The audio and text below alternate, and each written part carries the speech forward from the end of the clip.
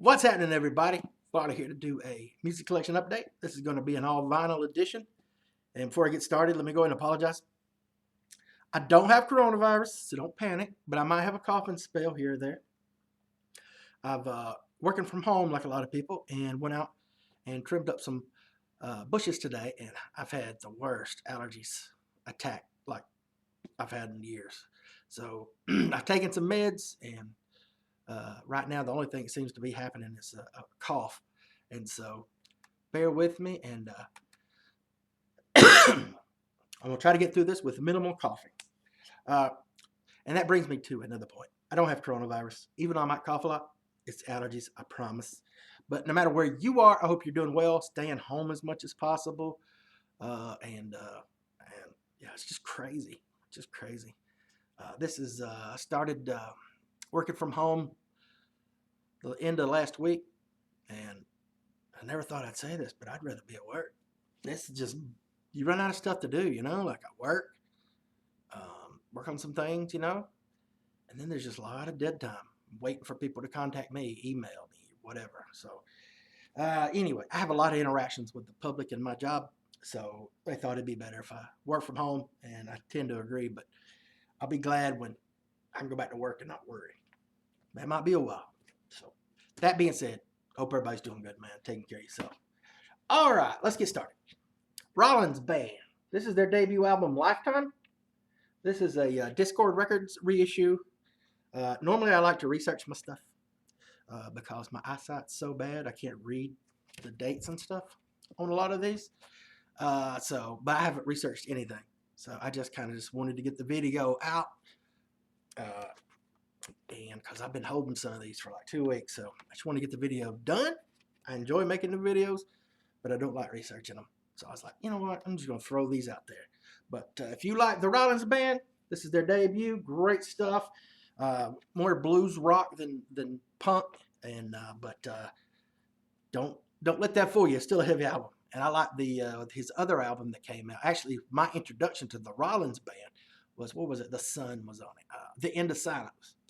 It's a great album too. I like this one a little bit better. I never owned this album, so it's cool to finally have it because I really think it's a solid album. And comes with lyrics on one side and a letter from somebody on the back that I can't read half of because it's really bad handwriting. Yeah, so I'm not going to try to read it. But it's something about like his producer or somebody writing him a note about stuff. Okay, so that's on 180 gram red. Nothing too fancy there with the labels or anything. That ain't no, that's more like 150. That's not 180. So again, not researched any of these albums. I'm working all off memory, which ain't good for me. Okay, another that one wasn't my introduction to the Rollins Band, but this was my introduction to one of my favorite punk bands, Dead Kennedys, from '85, I believe. Of course, this is a reissue on who reissued this thing? Manifesto. This was my introduction to the Dead Kennedys, and I absolutely love this album. They don't have a bad album in my opinion. I haven't listened to Bedtime for Democracy as much, but what I've heard I like. But this is definitely my favorite. It's probably more because of the sentimental. This is the band that got me into them, and I remember seeing Jello Biafra, the lead singer, on talk shows talk about censorship, and some of his albums kind of got banned from record stores and stuff like that. And so I remember that when I was young, and then it's kind of cool. The sticker, still surviving the censors. So uh, I remember that. Just and a lot of it was just the name of the band. But man, he was one of those that was fighting for the rights of artists, especially like punk and heavy metal artists. Him and Dee Snider, and there was more that went to Washington and fought the PRMC, Parents Music Resource Center. The song "Hook and Mouth" by Megadeth is about them. So, just an organization that tried to shut down punk and heavy metal music and rap back in the day. It's Tipper Gore, Al Gore's wife. I think she was in charge.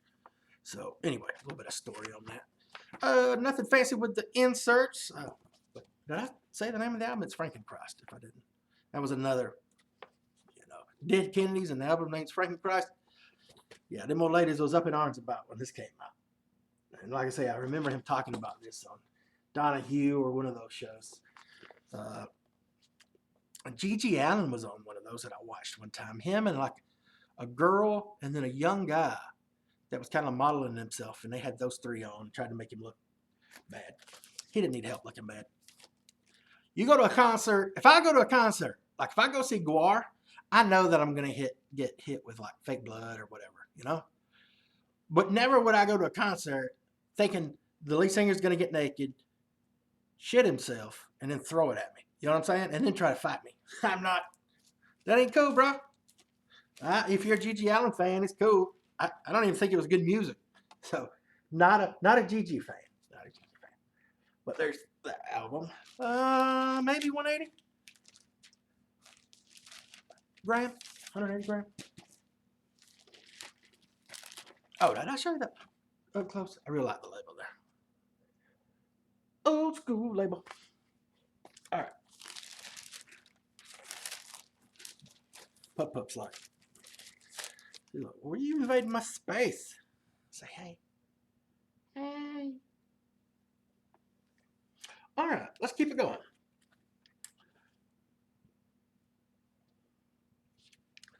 This was not my introduction to Public Enemy. And no, the Anthrax,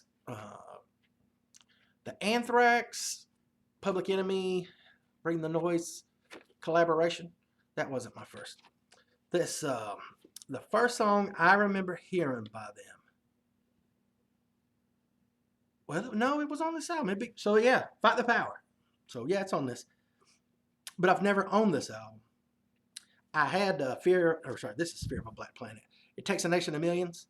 I had that on cassette back in the day. Never owned this, but I think Fight the Power was the first time I'd heard them. So anyway, pick that up. Reissue of Fear of a Black Planet on Def Jam. Love this album, man. 911 is a joke. Welcome to the Teardown. So many great songs on here.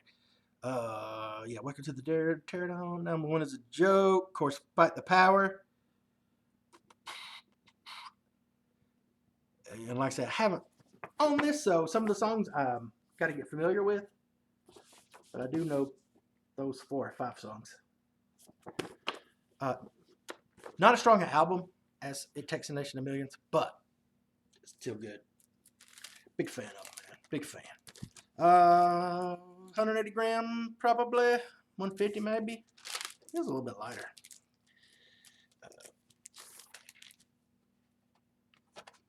Nothing fancy. Got the old school Def Jam recordings.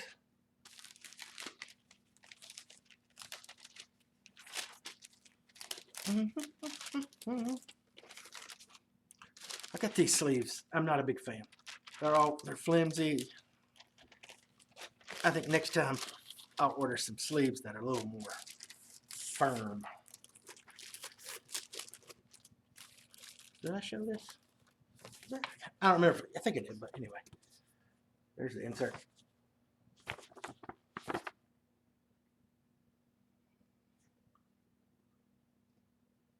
God, they think a lot of people on here. So you see all this? This is all their thanks. And lyrics here. That's pretty cool. Wow. A lot of people. All right. Speaking of Anthrax, Attack of the Killer Bees. Finally got it. Got this for a total of $18 from Germany. The lowest American seller was $25 plus $6 shipping, so $30. So save some money. Got it from Germany. Love my German sellers, man. I've got like 3 or 4 I'll hit up first. Be like, hey, you got this, or can you get it? And if they tell me no, then I'll go to the next one. And then this was a little bit harder to find in Germany. I went with the new seller I haven't used before, but great communication, no issues. So this didn't come with a insert. If you're not familiar with that album, It's some covers, and there's live performances on here. There's their version of Milk. Uh, there's some junk on here, like Starting Up a Posse, I'm the Man 91. But man, I do like my favorite song here is Sex. It's a cover of the Trust song. So, you know, they've covered 2 Trust songs. This one, I don't like Trust, by the way. Like, the singer's voice gets on my nerves, and he sings out of time. But man, when Anthrax does it, it clicks, dude. But yeah, this is the second Trust cover. And I really, really like it. Sex. It's about Jim Jones, Sects. But I like a lot. I like Protest and Survive a lot. Belly of the Beast Live. Parasite. I think is that a Kiss cover, I think? I'm not a Kiss guy, so. Jeez Louise, I'm already at 11 minutes. I don't like to make long videos, yeah. I feel like I bother you enough. Under 10. This is, I don't know if there's been a repressing. Probably has, I don't know about, but this is the original on Island Records. And again, no insert. I enjoy this album. I had it on cassette back in the day. I actually still have it on cassette. But first time I had it on vinyl. Look at this bad boy. So glad to get this. So if you don't know, they're remastering and re-releasing some Sepultura albums this year. And I got, finally, Beneath the Remains. My second favorite Sepultura album. I know most people probably pick this as number 1. It's number 2 for me. It's almost number 3 because I really like Schizophrenia. But Arise is my favorite. But man, this is great, man. This is a very well done remaster. Just got story. I haven't read it yet. Corey Grow. It's I don't know who he is, but he knows them. But yeah, this is a 2 LP. Side 1 and 2, which is the regular album, and then the second LP is some live, and so yeah, some live versions, and then yeah, I've got the CD, and so some of these are on the CD, but the instrumentals, drum tracks and stuff. I don't know if they're drum tracks, but the CD's got drum tracks. Why would you throw drum tracks? It's just drums on there. I've never understood it. And I like drums, don't get me wrong. But yeah, man, great. This sounds fantastic, by the way. If you don't have Beneath the Remains, I encourage you to check out this. It just came out, I think, the 5th of April. So lyrics, pictures. And this is one that I haven't been able to afford till now, so I'm glad I got it. And these are definitely 180 gram. Blah, blah, blah. Roadrunner.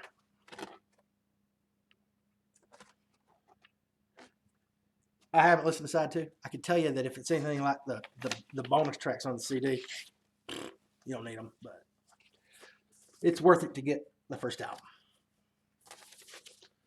All right.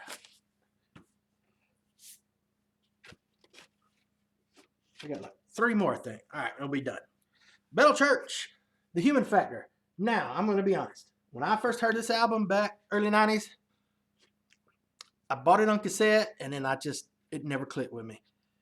Well, I've been in like a really big Metal Church phase lately because the new album, by the way, I think they've got another album. It's kind of like Attack of the Killer Bees, where it's like rare tracks, like B-sides and live or something. I haven't really looked into it yet, but might be something worth picking up. If anybody gets it, let me know.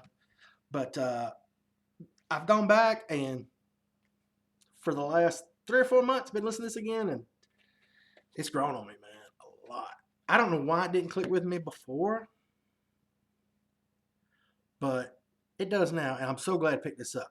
This is a Music on Vinyl reissue. Music on Vinyl has been reissued in a lot of the Metal Church. So I don't think they've done the Dark yet. That's the only one that I really, really want. And I actually found a OG pressing of it. It's not the greatest pressing. So I went ahead and picked it up. It was a good price. Yeah, I hope they reissue the Dark. I hope it's on Music on Vinyl. I love Music on Vinyl. You know, they don't put any inners or anything real fancy on it. They get, you know, it's a 180 gram record, polyline sleeves, But what matters the most is the remasters, and they sound fantastic for the most part. I've never heard a bad remaster for music on vinyl, and they're like I said, they probably exist, but I haven't come across one. So, but I do wish they would. It's not a big thing, but I wish they would put inner sleeves in them. Nothing fancy. Just reproduce the old one. This is originally out on Epic. Red. Been getting a lot of red lately. I'm not that big on like colored vinyl. Sometimes it's cool, especially like splatter and stuff like that. But if I have to pay extra and there's a black version, I'll get the black version. All right. And let me go ahead and get this one out of the way. Another Music on Vinyl reissue of their debut album, Metal Church.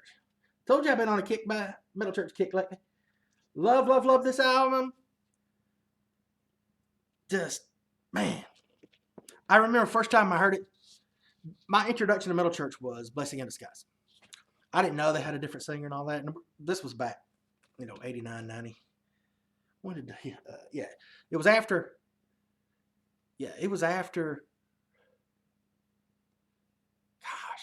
what did it come out, 91? Blessing in Disguise came out. That was my introduction to the band. But I went back. I didn't know they had a different singer. And like I say, I started checking them out, and I really fell in love with this album. I like The Dark, too. But this is my favorite with Wayne. I prefer Mike Howe. But this is my favorite with Wayne. So, Metal Church debut album. Come out 84, 85? I can't remember. Again, it's a Music on Vinyl reissue, so there's no winner. And just black vinyl. Y'all know the story about Metal Church and Elektra Records? Metallica got them signed because, what's his face? Was it James Marshall? The guitar player was Hetfield's guitar tech. He actually filled in for him when he hurt his arm skateboarding. And, anyway, they helped him get signed to Elektra. I like Metal Church a lot. I like both singers. I thought about doing, like a best of video for them, but there's a couple more I need to get from the 90s. So maybe at one point. Okay, and this is it. Whew, man, this is almost 20 minutes. I'm sorry. Hollis, I'm not really sure. I haven't heard the name pronounced. Excerpts from Future Past. Swedish prog metal. This thing, man, and I'm not the biggest prog guy. I like some Alan Parsons Project and some other stuff. Pink Floyd. But damn, this is like space rock, too. It is so good.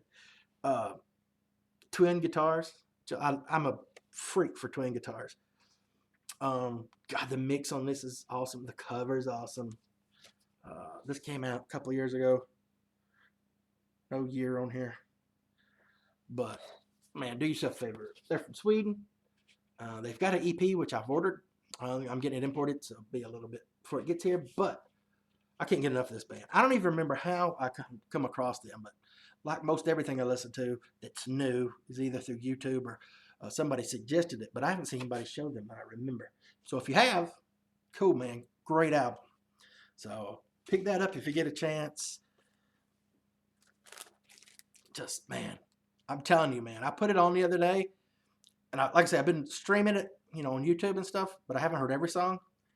Man, I was like, almost like meditation, man. I zoned out. It was like a great experience. And no, I don't do drugs. I don't know what's going on. It looks like planet or moon or something. I don't know. So I don't really know what's going on the inners. But it does have custom label. Look at this. This reminds me of the Black Sabbath reissues. No, not reissues. Maybe the original pressings, but overseas. Anyway, the Black Sabbath albums that's got the swirl. I know Billy Hurst has got them. Some other people have it too. I can't remember, but the swirls and stuff, that's what that reminds me of. So I don't know if that's like an homage to Black Sabbath, but they don't really sound like Black Sabbath. They're more proggy. But man, love this album, dude. Do yourself a favor.